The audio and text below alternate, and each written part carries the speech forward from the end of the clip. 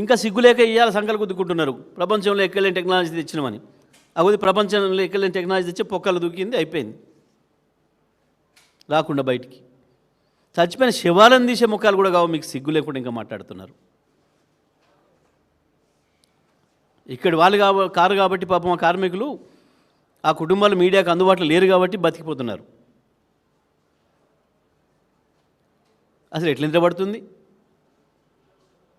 గంత ద్రోహం చేసి ఇవాళ ఏదైతే సర్వే చేసినామని చెప్పి గొప్పలు చెప్పుకోవడానికి పోయినరో ఈ మునగాని టెక్నీషియన్లు, ఆ సర్వే చేసిన తర్వాత మాత్రమే తేవాల్సి ఉండే ఈ టెక్నాలజీ. వాస్తవానికి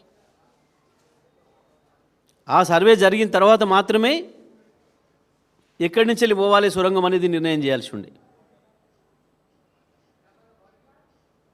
ఏ సర్వే లేకుండా ఏది లేకుండా కేవలం ఆనాడు కమిషన్లకు కక్కుర్తిపడి ప్రపంచంలో ఎవడు పట్టించుకొని టెక్నాలజీని తీసుకొచ్చి పెట్టి